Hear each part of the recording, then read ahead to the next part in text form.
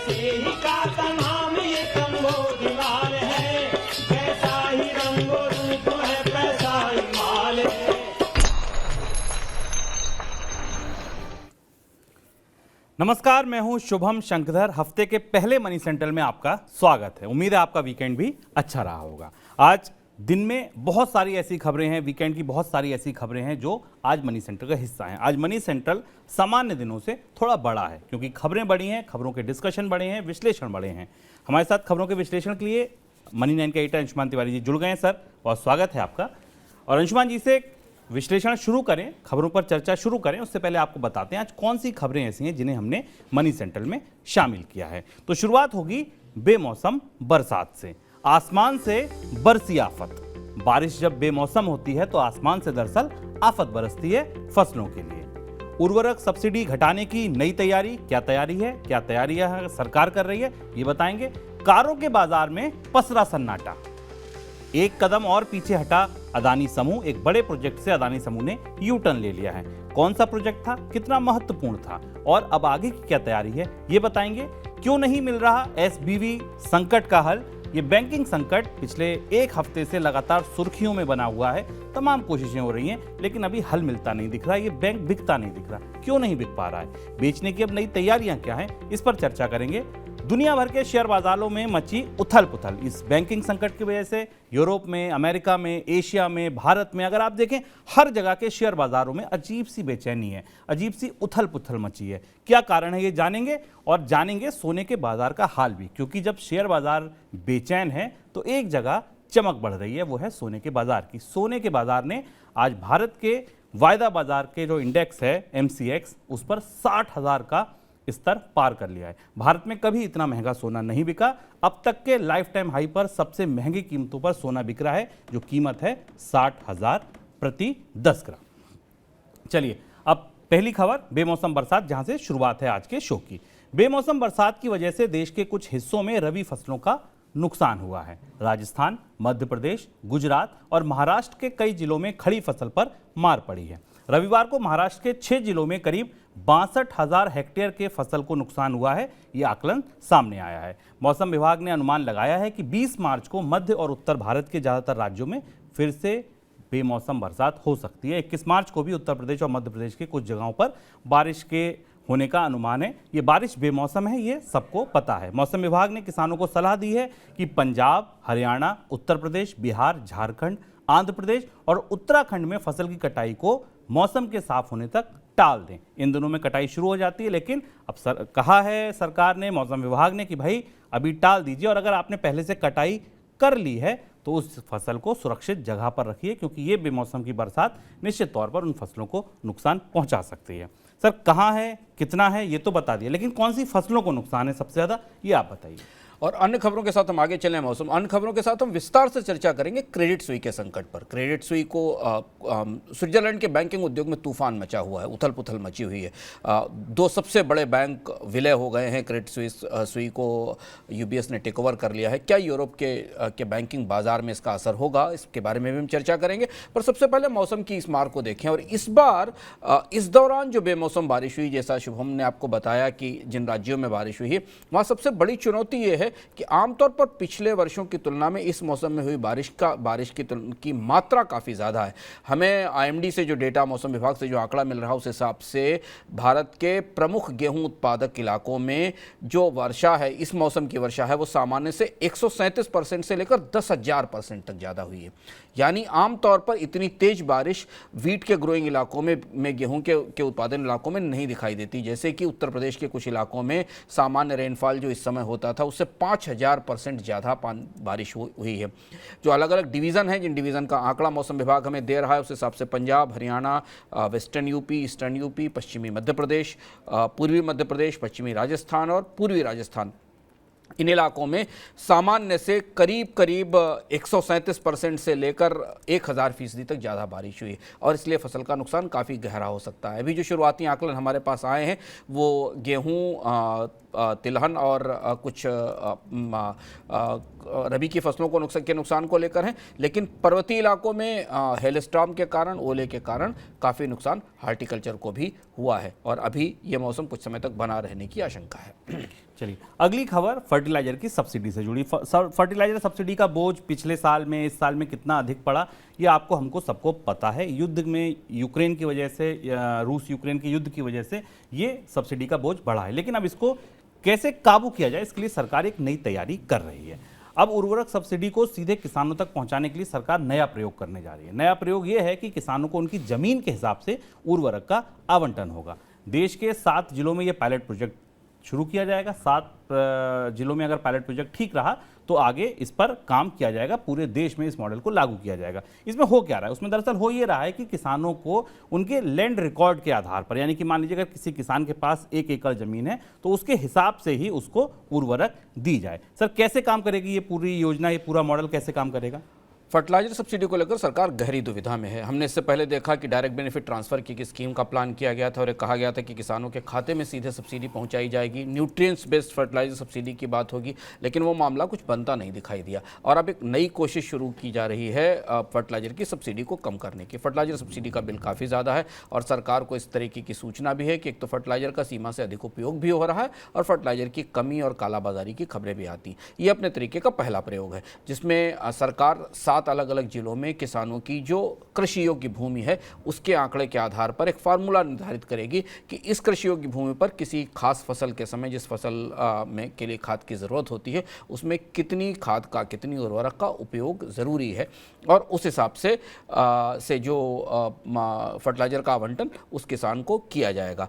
असम, उत्तर प्रदेश, दिल्ली, महाराष्ट्र और कर्नाटका ये राज्य हैं जहाँ के जिलों में इसका पायलट प्रोजेक्ट चलाया जाएगा। ये कोशिश 2 तरह से टारगेट की जा रही है। एक तो ये कि सरकार ये चाहती है कि फर्टिलाइजर की मांग कम से कम हो और ज़रूरत के मुताबिक हो ताकि सब्सिडी का बोझ कम हो सके, और दूसरी चीज़ है कि फर्टिलाइजर का सीमा से अधिक उपयोग, उर्वरक का सीमा से अधिक उपयोग ना हो। ये अपने तरीके की पहले प्रयोग है। इससे पहले तक किसानों को जो फर्टिलाइजर का आवंटन होता था वो मांग और सप्लाई की आपूर्ति के आधार पर होता था।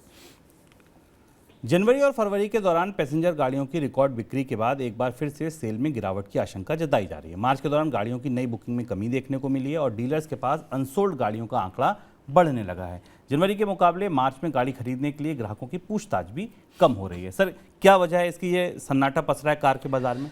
कार के बाजार को झटका लगा है। जनवरी से फरवरी के बीच में जो हम खबरें सुन रहे थे उससे बिल्कुल उल्टी परिस्थिति अब हमें दिखाई दे रही। जो आज खबरें आ रही हैं उस हिसाब से पहली चीज़ तो ये कि ऑर्डरों का कैंसिलेशन बढ़ रहा है, जो भारत के ऑटोमोबाइल सेक्टर में पहली बार ऐसा देखा जा रहा है। और आमतौर पर भारत में पिछले 1 साल के भीतर जो कारें बिकी हैं वो महंगी कारें हैं, SUV कारें हैं जो 20 लाख 25 लाख रुपए से ऊपर की, 15 लाख से 25 लाख के रेंज की कारें हैं, उनके ऑर्डर्स के कैंसिलेशन बढ़ रहे हैं। और ऐसा डीलर्स ने सबने बताया है कि ऑर्डर्स के कैंसिलेशन 15 से 20% बढ़े हैं। इसके अलावा शोरूम आने वाले लोग जो नई कारें खरीदने के लिए देखने आते थे, जिन्हें कि बाजार की भाषा में फुटफॉल्स और शोरूम विजिट्स कहा जाता था, उनमें करीब 10% की कमी आई है।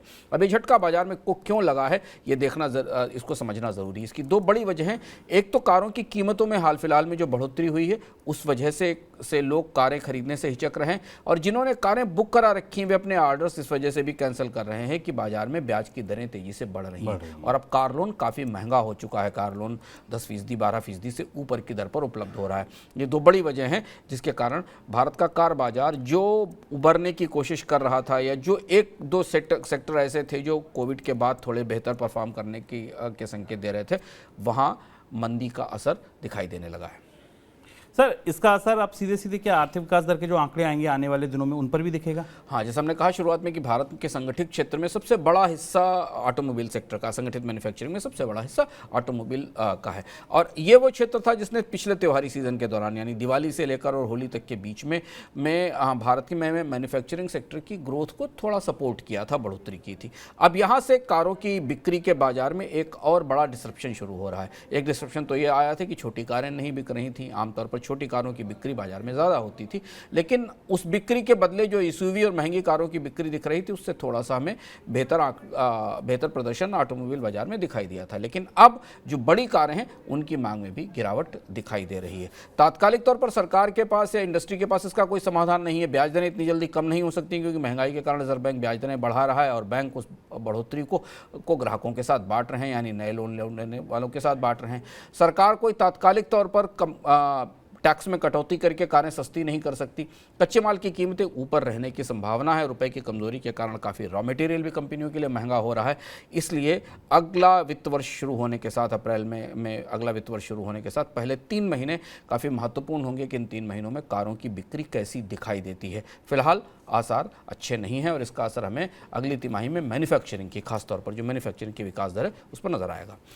Reserve bank governor Shaktikanta Das ने पेमेंट सिस्टम ऑपरेटर और फिनटेक कंपनियों के कामकाज को लेकर सवाल उठाए। उन्होंने कहा है कि फिनटेक कंपनियां और पीएसओज रिजर्व बैंक के नियमों को मानने में लापरवाही बरत रहे हैं। रिजर्व बैंक गवर्नर का कहना है कि ये कंपनियां अगर रिजर्व बैंक के नियमों का पालन करेंगी तो उससे उन्हीं को लाभ होगा। उन्होंने कहा कि फिनटेक कंपनियों और पीएसओज को तकनीकी तौर पर लगातार अपग्रेड होने की जरूरत है। सर, कौन से नियम नहीं मान रही कंपनियां जिनका जिक्र कर रहे हैं आरबीआई गवर्नर? आरबीआई गवर्नर की टिप्पणी काफ़ी महत्वपूर्ण है और भारत के किसी रेगुलेटर को कहना पड़ रहा है कि जिसकी बात बैंक मानते हैं, जिन शर्तों और नियमों को मानते हैं, उनकी बात को पेमेंट सिस्टम ऑपरेटर्स या फिनटेक कंपनियां नहीं मान रही। और कौन सी 2 महत्वपूर्ण बातें हैं जिसको लेकर आरबीआई गवर्नर या भारत का बैंकिंग रेगुलेटर फिनटेक कंपनियों से क्षुब्ध नजर आ रहा है? उसकी सबसे महत्वपूर्ण बात यह है कि आरबीआई ने करीब 3-4 महीने पहले अपनी अलग अलग गाइडलाइंस में पेमेंट सिस्टम ऑपरेटर्स और फिनटेक कंपनियों से कहा था कि वो अपनी जिन सेवाओं को आउटसोर्स कर रहे हैं, यानी दूसरी कंपनियों को जो सेवाएं दे रहे हैं, उसमें सतर्कता बरतें और उसके बारे में पारदर्शी नियम बनाएं। उसकी वजह स्वाभाविक है कि आप किसी पेमेंट सिस्टम ऑपरेटर को,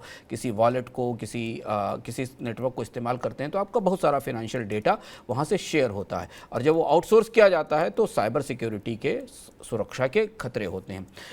रिजर्व बैंक गवर्नर का इशारा इस तरफ था कि ये जो आउटसोर्सिंग को लेकर, वेंडर को चुनने को लेकर, किन कंपनियों को अपने सिस्टम में शामिल किया जाए, किन से काम कराया जाए, उसमें जो रिजर्व बैंक ने मिनिमम स्टैंडर्ड तय किए हैं, जो न्यूनतम मानक तय किए हैं, फिनटेक कंपनियां और पेमेंट सिस्टम ऑपरेटर उनका पालन नहीं कर रहे हैं और इसलिए लोगों की साइबर सुरक्षा के लिए खतरा हो रहा है। यानी अगर आप किसी कंपनी का मोबाइल वॉलेट यूज़ करते हैं, आप किसी कंपनी के मोबाइल पेमेंट सिस्टम के थ्रू यूपीआई का इस्तेमाल करते हैं, तो वो कंपनी अगर इन नियमों का पालन नहीं करती तो आपकी डाटा, आपका सूचना खतरे में हो सकती है।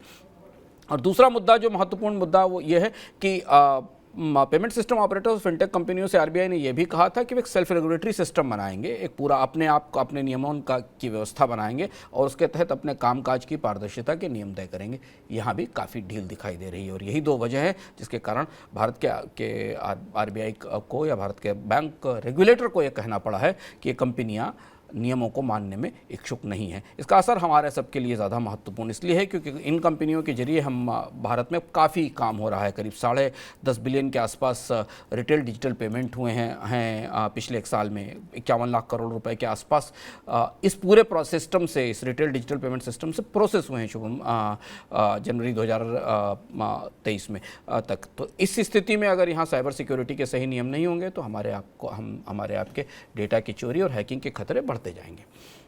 देश में किसी कंपनी को बंद करने के लिए अब पहले के मुकाबले कम समय लगेगा। कंपनी मामलों के मंत्रालय ने इसके लिए एक विशेष इकाई स्थापित की है जिसे Centre for Processing Accelerated Corporate Exit यानी CPACE का नाम दिया गया। IMT मानेसर में इस इकाई की स्थापना की गई और इसके जरिए जो कॉर्पोरेट स्वेच्छा से कंपनी को बंद करना चाहते हैं उन्हें सहायता उपलब्ध कराई जाएगी। अब तक किसी कंपनी को बंद करने में लगभग 2 साल का समय लगता था, लेकिन इस नई व्यवस्था के बाद 6 महीने में ये काम पूरा हो जाएगा। सर, कैसे काम करेगा ये CPACE? भारत में कंपनी खोलना जितना कठिन है, कंपनी बंद करना उससे ज़्यादा कठिन काम है और इस पर ये इतना ज़्यादा कठिन है कि भारत सरकार को अपने इकोनॉमिक सर्वे में 3 साल पहले एक पूरा चैप्टर इस पर लिखना पड़ा और एक कहा गया कि भारत में कंपनियों का एग्जिट बेहद कठिन है। एग्जिट को देखिए, आपकी कर्ज में फंसी कंपनियां कहाँ चक्कर लगाकर NCLT और IBC के बीच में जाती हैं।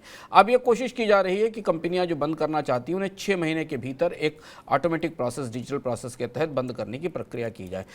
भारत में कंपनियां बंद करने के लिए इतनी मंजूरियों की ज़रूरत होती है कि कंपनी बनाने के बाद 2 से 2.5 साल 3 साल तक उन मंजूरियों को में लगता है।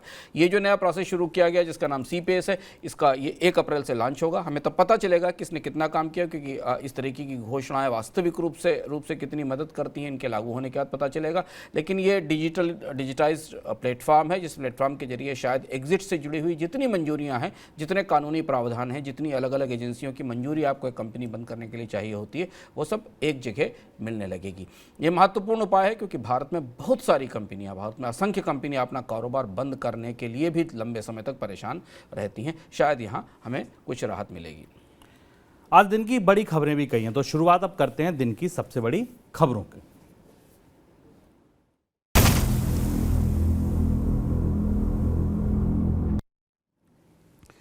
पहली खबर अदानी ग्रुप से जुड़ी। अदानी ग्रुप को लेकर हिंडनबर्ग रिसर्च की रिपोर्ट के बाद ग्रुप के सामने पैदा हुई चुनौतियों की वजह से ग्रुप को अपनी कई महत्वाकांक्षी प्रोजेक्ट परियोजनाओं को पीछे करना पड़ रहा है, उनसे निवेश घटाना पड़ रहा है। ऐसा ही एक प्रोजेक्ट है गुजरात का पेट्रोकेमिकल प्लांट।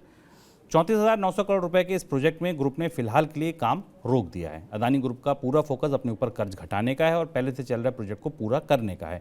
ग्रुप की तरफ से बड़े निवेश वाले नए प्रोजेक्ट को फिलहाल के लिए घटाया जा रहा है। सर, पहले तो ये प्रोजेक्ट के बारे में ही जानना चाहेंगे। ये प्रोजेक्ट कितना बड़ा था, कितना महत्वाकांक्षी था, क्या इसके पीछे था? बीते 2-3 साल में अडानी समूह की जो सबसे महत्वाकांक्षी परियोजनाएं रही शुभम, उसमें ये पेट्रोकेमिकल प्रोजेक्ट था। बाजार में ये माना जा रहा था कि अडानी समूह इस पेट्रोकेमिकल प्रोजेक्ट के जरिए भारत की जो बड़ी दूसरी दिग्गज पेट्रोकेमिकल कंपनी है अंबानी, उसके मुकाबले सामने खड़े हो सकते हैं।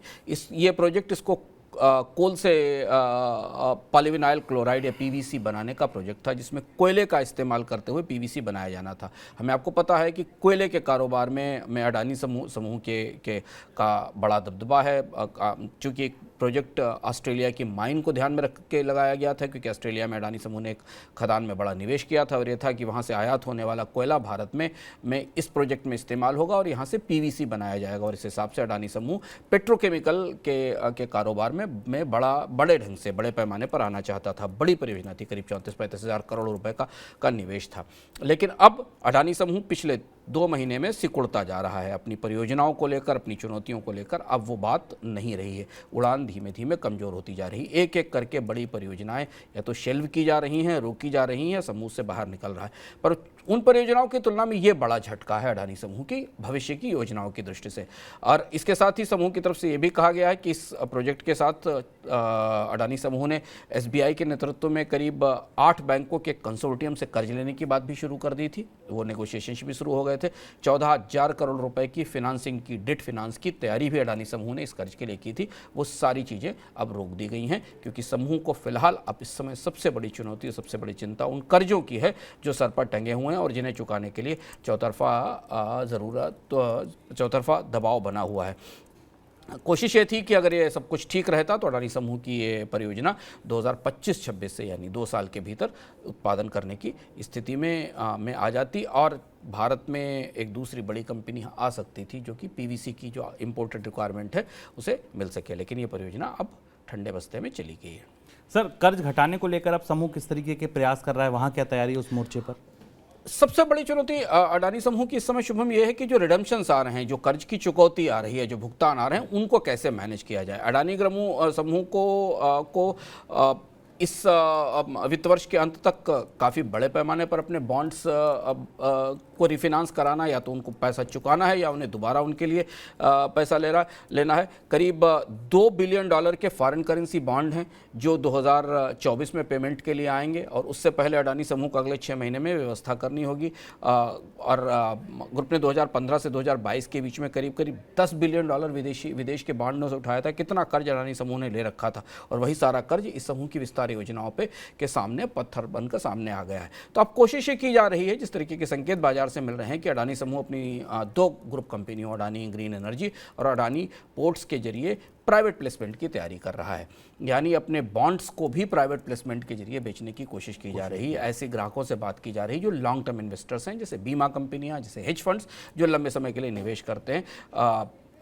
कुछ विदेश की और भी कंपनियां हैं जिनसे बात की जा रही है, जिन्हें कि लॉन्ग टेन्योर के बॉन्ड्स में 30 साल तक की मैच्योरिटी के बॉन्ड्स के तौर पर इनका प्राइवेट प्लेसमेंट किया जा सके और उनसे जो बॉन्ड 2024 में मैच्योर हो जाएंगे, 2024 में जिनकी चुकौती आ जाएगी, उन्हें रीफाइनेंस कराया जा सके, वहाँ से पैसा लाया जा सके। चलिए आगे बढ़ते हैं। अब बात सिलिकॉन वैली बैंक की। अमेरिका के सिलिकॉन वैली बैंक को संकट से बाहर निकालने के लिए अमेरिकी रेगुलेटर अपनी तरफ से लगातार प्रयास कर रहे हैं, लेकिन कोई सफलता मिलती नजर नहीं आ रही है। अमेरिकी रेगुलेटर ने सिलिकॉन वैली बैंक को बेचने का प्रयास किया, लेकिन पहले प्रयास में वे असफल रहे। अब US federal deposit insurance corporation यानी FDIC नए सिरे से सिलिकॉन वैली बैंक को बेचने की प्रक्रिया में जुट गया है। सर, क्यों नहीं बिक पा रहा ये बैंक और अब नए सिरे से जो तैयारी में जुटी है FDIC, क्या तैयारी वो है? अमेरिका के जो बीच के बैंक हैं, जो मझोले बैंक हैं, उनमें गहरा संकट दिख रहा है। इस पर हम आगे भी चर्चा करेंगे, क्यों भरोसा नहीं बन पा रहा है। एफडीआईसी ने पहले इस बैंक का टेक ओवर किया, डिपॉजिटर्स के पैसे को सिक्योर करने की कोशिश की, पर एफडीआईसी बैंक चलाता नहीं है, इसलिए उसे ग्राहक चाहिए। और फिलहाल अमेरिका के बैंकिंग उद्योग में जैसी उथल पुथल, जैसी घबराहट, जैसा पैनिक फैला है, उसमें इस बैंक को, सिलिकॉन वैली बैंक को खरीदने वाला कोई नहीं मिल रहा है। तो अब फेडरल डिपॉजिट इंश्योरेंस कॉर्पोरेशन इसकी एसेट्स को अलग अलग करना चाहता है, जिसको कि एसेट्स का डीमर्जर कहते हैं। अलग अलग संपत्तियों को खरीदने के लिए अलग अलग ग्राहकों की कोशिश की जा रही है, जिससे कि इस बैंक को बेचा जा सके, क्योंकि बगैर बेचे हुए इस बैंक को सक्रिय नहीं किया जा सकता। फिलहाल अभी तो गारंटी है उनके पास, जिस गारंटी का भुगतान एफडीआईसी वहाँ से अपने रिजर्व से करता है, जो रिजर्व एफडीआईसी ने बैंकों से प्रीमियम वसूल कर तैयार किया है। लेकिन इसके साथ दूसरी चीज़ ये है कि बैंक को इसलिए खरीदने की कोशिश नहीं की वाले ग्राहक नहीं मिल रहे हैं, क्योंकि अब ऐसी खबरें आना शुरू हुई हैं कि पिछले 1 साल से सिलिकॉन वैली बैंक को अमेरिका का फेडरल रिजर्व लगातार ये चेतावनी दे रहा था कि बैंक के कामकाज में गहरी दरारें हैं, गहरी मुश्किलें हैं, लेकिन उसकी तरफ बैंक ने ध्यान नहीं दिया। जब घाटे की घोषणा भी की गई, उस दौरान भी मूडीज़ और बाकी रेटिंग एजेंसियों ने सिलिकॉन वैली बैंक को बताया था कि बैंक के जोखिम बढ़ रहे हैं और उसके पास ऐसा रिस्क मैनेजमेंट सिस्टम नहीं है जो ब्याज दरें बढ़ने की स्थिति में और बॉन्ड्स की कीमतें घटने की स्थिति में उस रिस्क को मैनेज कर सके।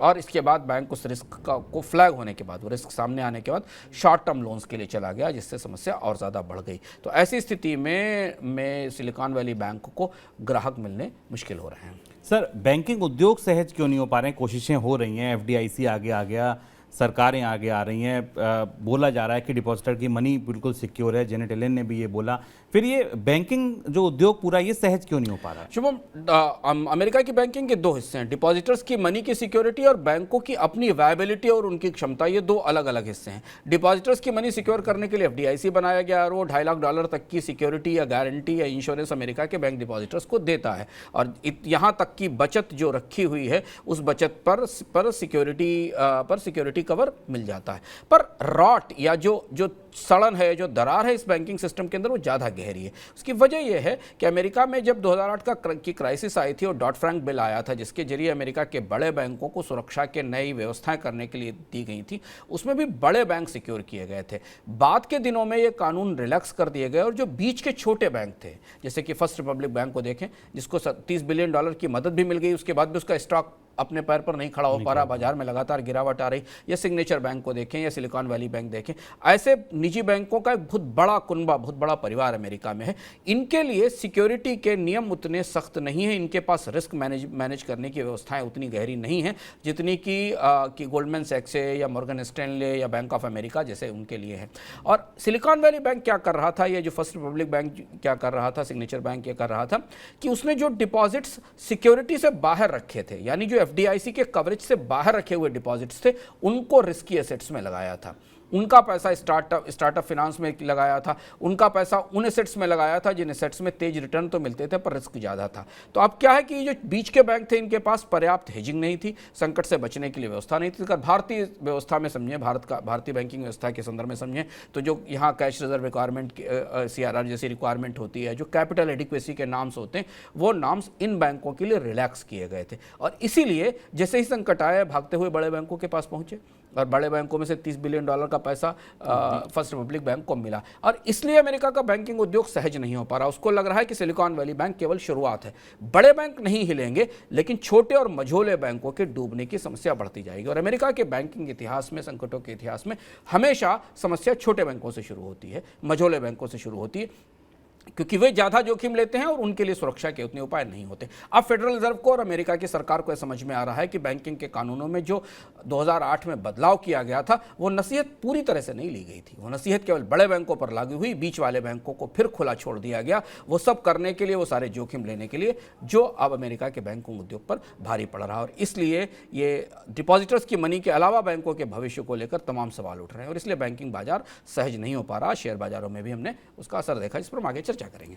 इस बीच संकट से बचने के लिए अमेरिकी बैंक यूएस के बैंकिंग रेगुलेटर फेडरल रिजर्व में से बड़ी मात्रा में कर्ज उठा रहे हैं, जैसे ही एसवीबी संकट सामने आया वैसे ही अमेरिकी बैंकों ने यूएस फेड से 165 अरब डॉलर का कर्ज उठाया। सर, इतना कर्ज क्यों उठा रहे हैं बैंक? ये वही दिख रहा है क्योंकि बड़े बैंकों के पास तो इतना पैसा है कि वो डूबते छोटे बैंकों को डिपॉजिट के जरिए बेल आउट दे रहे हैं, पर ये जो मझोले बैंक हैं इनके लिए वो जो स्पेशल विंडो खोली गई है, जिस विंडो के कारण ये अपने डिपॉजिट बेस को बैंक रन रोकने के लिए लोग इनके यहाँ जाकर पैसा ना निकालने लगे, इन्होंने अपने कर्ज लेना शुरू कर दिया। पर यही मुश्किल की शुरुआत है, मुश्किल का समाधान नहीं है, क्योंकि इन बैंकों के पास पहले से ही बहुत सारा कर्ज मौजूद है। इन्होंने जिन बॉन्ड्स में या ट्रेजरीज में निवेश कर रखा है वहाँ ब्याज दरें बढ़ रही हैं और बॉन्ड की कीमतें घट रही, और अब ये नया कर्ज ले रहे हैं। और इसी यह कर्ज टेम्परेरी लिक्विडिटी मिसमैच को या टेम्परेरी जो एसेट लायबिलिटी मिसमैच है उसको तो हैंडल कर पाएगा, लेकिन जो 165 बिलियन डॉलर के आसपास का कर्ज फेडरल वेब से लिया जा रहा है, इसे कहीं ना कहीं चुकाना पड़ेगा और ये इनकी बैलेंस शीट पर बोझ बनकर दिखाई देगा।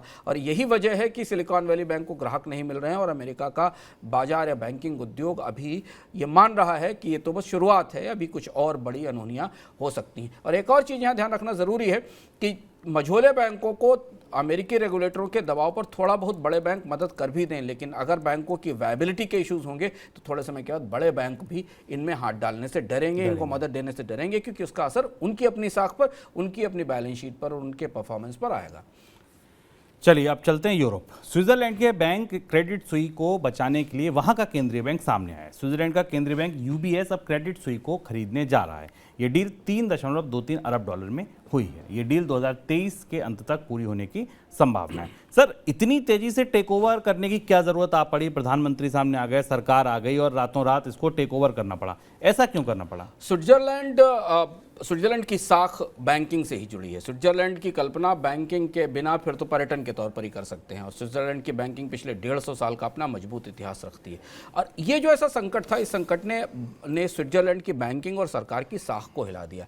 क्रेडिट सुई को बचाना या क्रेडिट सुई के जरिए यूबीएस का से टेक ओवर कराना इसलिए ज़रूरी हो गया था शुभम कि क्रेडिट सुई दुनिया के उन 30 बड़े वित्तीय संस्थाओं में या बैंकों में है जिन्हें हम सिस्टमिक तौर पर इंपॉर्टेंट बैंक्स माना जाता है दुनिया में। जैसे कि भारत में आरबीआई हर साल एक सूची जारी करता है जिसमें 3-4 बड़े बैंक हैं जो सिस्टमिक तौर पर इंपॉर्टेंट है, जिनका सर्वाइव करना, जिनका चलते रहना, जिनका स्वस्थ रहना वित्तीय तंत्र के लिए जरूरी है। उनमें आने वाला रिस्क पूरे वित्तीय तंत्र में तूफान खड़ा कर सकता है। और क्रेडिट सुई उन बैंकों में से था, दुनिया के 30 बैंकों में था, जिसका संकट में आना पूरे यूरोप के बैंकिंग तंत्र को हिला सकता है। हमें पता है कि बैंक एक दूसरे से बहुत गहराई से गुथे बुने होते हैं, उनके कारोबार एक दूसरे बैंकों के साथ चलते हैं, एक दूसरे की प्रतिभूतियों में निवेश करते हैं। तो क्रेडिट सुई जैसा बड़ा बैंक अगर संकट में फंस जाता, जो फंस चुका था और डूब जाता, तो शायद दुनिया में वित्तीय संकट बड़ा हो सकता था। और इसलिए आप देखिए वीकेंड में शनिवार और इतवार को स्विट्जरलैंड की सरकार ने, स्विट्जरलैंड के पूरे मंत्रिमंडल ने, स्विट्जरलैंड के वित्त मंत्री ने बैठकर यूबीएस और क्रेडिट सुई के बीच बातचीत कराई, बोर्ड की मीटिंग कराई। और पहली बार ऐसा हुआ यूरोप के इतिहास में जब सरकार ने एक बड़े बैंक का, अपने दूसरे सबसे बड़े बैंक का, जिसका 160 साल का करीब इतिहास रहा है, जिसने बनाया इस बैंक को, स्विट्जरलैंड के संस्थापकों में माने जाते हैं, इस बड़े बैंक के टेक ओवर का फैसला 48 घंटे में करा दिया गया, और वो भी काफ़ी सस्ती कीमत पर क्रेडिट सुई को लेकर। इसलिए ये ज़रूरी था, इसलिए इतना ज़्यादा बेचैनी हमें यूरोप में दिखाई दी। सर, डील की खास बातें क्या है? क्या अगर ये इतना बड़ा बैंक था, इतना समृद्ध बैंक था, $3 बिलियन 3 बिलियन डॉलर बहुत कम में डील हुई। और इसमें अगर आप स्विट्जरलैंड अगर आप इसके शेयर की कीमत देखें तो वो 0.50 स्विस फ्रैंक के हिसाब से है, जो फ्राइडे को 1.83 फ्रैंक के आधार पर थी। तो ऑलमोस्ट ये कौड़ियों के भाव यूबीएस ने इस बैंक को ले लिया। और इसके अलावा बैंक के जो परपिचुअल इन्वेस्टर्स हैं, जो परपिचुअल बॉन्ड होल्डर, जिनको 81 बॉन्ड कहा जाता है, यानी जो सेकेंडरी इक्विटी होल्डर हैं, उनके सारे बॉन्ड्स वाइप आउट कर दिए गए, उनको अब एक भी पैसा नहीं मिलेगा। ये बॉन्ड खत्म होने के बाद ही यूबीएस इस बैंक को लेने को तैयार हुआ है। और इसके साथ यूबीएस ने इस बैंक को अधिग्रहण करने के लिए स्विट्जरलैंड की सरकार के सामने ये भी शर्त रखी थी कि शेयर होल्डर्स के वोट की शर्त न डाली जाए। और पहली बार स्विट्जरलैंड के बैंकिंग लॉ में ऐसा बदलाव होगा, जिस बदलाव के कारण क्रेडिट सुई को यूबीएस में मर्जर के समय शेयर होल्डर्स की बैठक में वोट नहीं लिया जाएगा, यानी शेयर होल्डर्स की बैठक में प्रस्ताव नहीं पारित किया जाएगा, कानून बदला जाएगा। क्योंकि क्रेडिट सुई के शेयर होल्डर पूरी दुनिया में फैले हुए हैं, जिसमें एक बड़ा हिस्सा सऊदी अरब के नेशनल बैंक का भी है। और अगर किसी भी स्थिति में में क्रेडिट सुई के शेयर होल्डर्स इस प्रस्ताव को रोक देते तो और ज़्यादा क्राइसिस बढ़ जाती। पूरी कोशिश ये थी कि किसी भी कीमत पर, सस्ती से सस्ती कीमत पर, इतना बड़ा बैंक $3 बिलियन में यूबीएस ने खरीद लिया। हालांकि वो स्विट्जरलैंड का ही बैंक है जो सबसे बड़ा बैंक है, लेकिन इससे शेयर धारकों को, बॉन्ड होल्डर्स को जबरदस्त नुकसान हुआ है, बड़ा नुकसान हुआ। बॉन्ड होल्डर्स की तो सारी पूंजी ही खत्म हो गई, तबाह हो गई। और आज शेयर बाजार में इस कीमत के बाद, इस डील के बाद क्रेडिट सुई का स्टॉक 62% टूटकर खुला, जब यूरोप के स्टॉक मार्केट की ओपनिंग हुई है। सर, अमेरिका यूरोप में ये केवल इत्तेफाक है, संयोग है कि दोनों जगह बैंकिंग क्राइसिस एक साथ आई है, या इसका भी कोई रिश्ता सिलिकॉन वैली बैंक से है? ये दोनों अलग अलग चीज़ें हैं। सिलिकॉन वैली बैंक की समस्या पैदा होती है अमेरिका में ब्याज दरें बढ़ने से, और सिलिकॉन वैली बैंक की जो रिस्की डेट फिनांसिंग थी, वेंचर डेट था जो स्टार्टअप्स को दिया गया, उसके कारण शुरू हुई। और जो वहाँ के मझोले बैंक हैं उनके लिए सुरक्षा के नियम उतने अच्छे नहीं रखे गए, उस वजह से शुरू हुई। क्रेडिट सुई की समस्या स्ट्रक्चरल है और ये यूरोप के बैंकों में आमतौर पर नहीं देखी जाती, पर क्रेडिट सुई में समस्याएं पिछले 1 साल से चल रही हैं। ये सबसे ताज़ी समस्या जो शुरू हुई थी वो एक फ्रॉड के केस से शुरू हुई थी, मनी लॉन्ड्रिंग के केस से शुरू हुई थी, फिर ड्रग डील के मामले में जांच हुई, और धीमे धीमे क्रेडिट सुई की एसेट लायबिलिटी मिसमैच में बढ़ोतरी होती चली गई। और बाजार को ये पता चलने लगा कि क्रेडिट सुई के पास पर्याप्त वेल्थ नहीं है, क्रेडिट सुई के पास पर्याप्त संसाधन नहीं है जिसके जरिए वो बैंक को मैनेज कर सके। क्रेडिट सुई का घाटा बढ़ता चला गया, ताजे आंकड़ों में घाटा आया था। हालांकि क्रेडिट सुई ने अपने को उबारने के लिए पिछले साल सऊदी अरब से थोड़ा मदद भी लेने की कोशिश की थी, लेकिन ये सारी चीज़ें चली नहीं। और नतीजतन ये एक स्ट्रक्चरल चैलेंज था जो स्विट्जरलैंड के बैंकिंग के इतिहास में पहली बार हुआ। हालांकि यूरोप के बैंकों का इतिहास बहुत अच्छा नहीं है, यूरोप के बैंकों में काफ़ी उथल पुथल रही है, टूटते रहे, पर स्विस बैंकिंग को आमतौर पर थोड़ा मजबूत माना जाता था। पर क्रेडिट सुई ने उस स्विस बैंकिंग की साख को भी डुबाया, उसको भी नुकसान किया, और सबसे बड़ा नुकसान हुआ उन इन्वेस्टर्स का जिन्होंने बॉन्ड में पैसा दे रखा था। $16 बिलियन के उनके बॉन्ड्स, 81 बॉन्ड्स खत्म हो गए, स्वाहा, जीरो हो गए। मतलब वो $16 बिलियन की जो बकायेदारी थी वो क्रेडिट सुई से उन्हें नहीं मिलेगी। बैंक डूबते हैं तो 81 बॉन्ड, मुझे लगता है सबसे पहले वही बॉन्ड होते हैं, वही निवेशक होते हैं जिन पर कैंची चलती है, सीधे सीधे कह दिया जाता है राइट ऑफ। सर, आगे बढ़ते हैं। यस बैंक के केस में भारत में ऐसा हुआ था, आपको याद हुआ होगा कि जब ये कंसोर्शियम बना था और उसे टेक ओवर किया गया था, तब भी ये कहा गया था कि 81 बॉन्ड होल्डर का जो पैसा है वो साफ सुहा। ये 16 बिलियन फ्रैंक्स के बॉन्ड थे, जिसे अगर आप डॉलर्स में, अमेरिकी डॉलर में माने तो 17.3 बिलियन अमेरिकी डॉलर्स के बॉन्ड थे जिसका नुकसान निवेशकों को हुआ है। सर, अब बात करते हैं शेयर बाजारों पर। क्या ये बैंकिंग क्राइसिस ही है या कोई और वजह है कि अमेरिका, यूरोप, एशिया, भारत, आप कहीं भी शेयर बाजार देख लीजिए लाल रंग में रंगे हुए हैं? हाँ, बाजारों में आज भी काफ़ी बेचैनी थी। अमेरिका के, जैसा हमने अमेरिका में विस्तार में बताया कि अमेरिका का बैंकिंग संकट कितना बड़ा होगा इसका अंदाज नहीं लग रहा है। अमेरिका के रेगुलेटर सब कुछ ठीक होने की, सब कुछ नियंत्रण में होने की बात कह रहे हैं, पर बाजार को कुछ और ही महसूस हो रहा है। उसको दिख रहा है कि खासतौर से जो मझोले बैंक हैं उनके पास पूंजी की कमी है, उनको कितनी मदद मिल सकेगी। इसलिए अमेरिका के बैंकिंग बाजार में, बैंकिंग स्टॉक्स में ज़बरदस्त घबराहट है, और इसका असर बड़े बैंकों पर भी पड़ रहा है जो आमतौर पर सिस्टमेटिकली इंपॉर्टेंट बैंक माने जाते हैं और जो स्टेबल हैं, जिन्हें डॉट फ्रैंक कानून के बाद काफ़ी कुछ नई व्यवस्थाएं करनी पड़ी थी अपनी सुरक्षा के लिए। यूरोप में आज बाजारों में काफ़ी बेचैनी थी, घबराहट थी। घबराहट इस वजह से थी क्योंकि यूबीएस और क्रेडिट सुई का टेक ओवर हुआ था। हालांकि टेक ओवर इसलिए किया गया था शुभम कि सोमवार को बाजार संभल सकें, और इसलिए स्विट्जरलैंड की सरकार ने देर रात तक 2 सप्ताहांत में काम करके इस डील को फाइनल कराया। लेकिन बाजार आज भी दबाव में थे। यह माना जा रहा था कि बैंकिंग संकट का कुछ और असर अभी बाकी रह सकता है, और उसकी असर वो हमने देखा कि शुरुआत में क्रेडिट सुई का स्टॉक तेजी से गिरा। पर यूरोप में बाकी बैंकों में अभी ऐसे संकट की, क्रेडिट सुई जैसे संकट की संभावना नहीं दिखाई दे रही। इन दोनों के बाद ऊपर एक बड़ी तलवार लटकी हुई है ब्याज दरों में बढ़ोतरी की। यूरोपियन सेंट्रल बैंक ने ब्याज दरें बढ़ा दी हैं। अमेरिका में फेडरल रिजर्व की कमेटी की मीटिंग होने वाली है, ब्याज दरें वहाँ भी बढ़ने की गुंजाइश है। जैसे जैसे ब्याज दरें बढ़ती हैं, बॉन्ड्स में निवेश करने वाले बैंकों को, जिनका सबसे बड़ा निवेश बॉन्ड्स में होता है, उन्हें नुकसान होता है। तो बाजारों का मिजाज रेगुलेटर्स के बेलआउट से, उनकी कोशिशों से अच्छा नहीं हो रहा, डर खत्म नहीं हो रहा है, और उसी का असर आज हमने भारतीय शेयर बाजार पर भी देखा। भारतीय शेयर बाजार में भी तेज गिरावट रही है। देखने को मिली सर। अच्छा, शेयर बाजार के इधर दूसरी तरफ आए तो यहाँ पर सोने की चमक बढ़ रही है। तो एक तो ये फेनोमेना ठीक है, हमेशा ऐसा होता है कि शेयर बाजार टूटेंगे तो सोने की चमक बढ़ेगी, क्या इसके पीछे और कोई वजह भी थी? गोल्ड की कीमत में बढ़ोतरी की दो ही वजह हैं। पहला तो ये कि ब्याज दरों में बढ़ोतरी तो होनी है, ऐसा लोग मान रहे हैं। आज हमने देखा डॉलर इंडेक्स वापस फिर 104 पर आ गया। इस बात की संभावना दिखाई दे रही कि 25-30 बेसिस पॉइंट की बढ़ोतरी तो फेडरल रिजर्व की तरफ से ब्याज दरों में की जाएगी। मंदी की आशंकाएं थोड़ी ज़्यादा गहरी हैं। अगर आप मंदी के संकेत देने वाले बाकी और भी हिस्सों को देखें बाजार के, इससे कच्चे तेल की कीमतें देखें, $75 से नीचे टिकी हुई हैं। यानी ये माना जा रहा है कि कमोडिटी बाजार मान रहा है कि एक छोटे समय की मंदी आ रही है। बैंकिंग संकट चौतरफा काफ़ी ज़्यादा है ही, उसके कारण बेचैनी है और इसलिए सोने की कीमतों में हमें तेज उछाल देखा गया। करीब 1 साल बाद शुभम अंतर्राष्ट्रीय बाजार में सोने की कीमत $2000 पर आउंस के ऊपर निकली और भारत में शुभम ने आपको बताया कि 60,000 रुपए प्रति 10 ग्राम पहली सोने बार की ऐसा कीमत हुआ। पहली बार 60,000 रुपए से ऊपर हुई।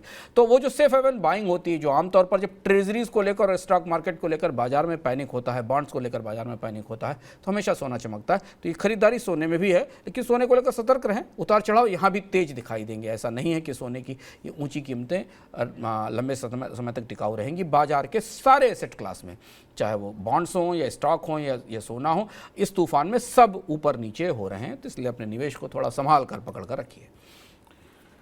फ्रांस में नए पेंशन सुधार के विरोध में प्रदर्शन हो रहे हैं और आशंका जताई जा रही है कि विरोध प्रदर्शनों की वजह से राष्ट्रपति मैक्रो की गद्दी भी खतरे में है। पिछले हफ्ते राष्ट्रपति मैक्रो पेंशन सुधारों को बिना संसद की मंजूरी कराए लागू कर गए थे।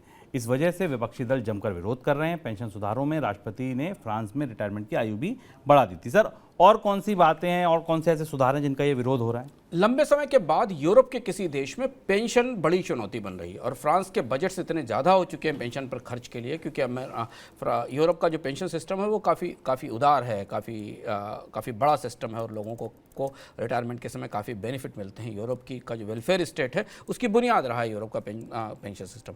फ्रांस में बजट घाटों के कारण पेंशन सुधार किए गए हैं। इस पेंशन सुधार में सबसे बड़ा सुधार ये है कि रिटायरमेंट की एज 62 साल से 64 साल कर दी गई है। इसे ग्रेजुअली बढ़ाया जाएगा 3-3 महीने के हिसाब से 2030 तक। इसे लेकर काफ़ी विरोध है। इसके साथ ये भी कहा गया है कि जो कर्मचारी हैं उनको अपनी सोशल सिक्योरिटी के कंट्रीब्यूशन 42 साल के बजाय 43 साल तक करने होंगे, यानी 1 साल और ज़्यादा अपना कंट्रीब्यूशन करना होगा अपनी तनख्वाहों से। जैसे भारत में लोग पीएफ में या बाकी जगह पेंशन से अपनी तनख्वाह में पैसा देते हैं, उस तरीके का भुगतान 43 साल तक करना होगा। और तीसरी चीज़ ये है कि जो गारंटीड मिनिमम पेंशन है वो वहाँ पर 85% है मिनिमम वेज की, जो पर मंथ के लेवल पर तय की गई है। इसको लेकर भी विरोध है क्योंकि महंगाई बढ़ रही है। और ये भी कहा गया है कि रिटायरमेंट के समय जो पेंशन मिलेगी उसे इन्फ्लेशन से इंडेक्स किया जाएगा। ये इसके सारे सुधार यूरोप के पेंशन सिस्टम को हिलाने वाले सुधार हैं और इसीलिए फ्रांस में विरोध हो रहा है। फ्रांस में हालांकि विपक्षी दलों के पास संसद में बहुमत नहीं है, पर अविश्वास प्रस्ताव की कोशिश हो रही है। मैक्रोन सरकार के खिलाफ शहर सड़कों पर लोग मौजूद हैं। फ्रांस में लेबर आंदोलनों का, कर्मचारियों के विरोध का, प्रदर्शनों का बड़ा इतिहास रहा है। चलिए अब आगे बढ़ते हैं मनी सेंट्रल झटपट की ओर।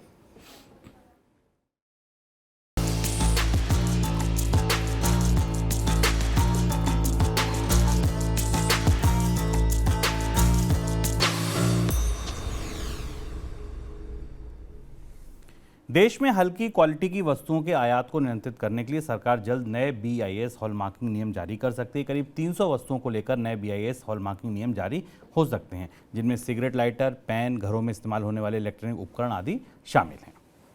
शेयर बाजार में पेटीएम और कई दूसरे स्टार्टअप के IPO के खराब प्रदर्शन को ध्यान में रखते हुए शेयर बाजार रेगुलेटर सेबी ने आने वाले दिनों में कई स्टार्टअप IPO को लेकर निगरानी बढ़ा दी है। हाल ही में सेबी ने करीब आधा दर्जन स्टार्टअप के IPO के आवेदन को वापस लौटाया, जिनमें ओयो का IPO भी शामिल है। इन सभी कंपनियों के नए सिरे से IPO के लिए आवेदन करने को कहा गया है। सर, आपकी कोई टिप्पणी?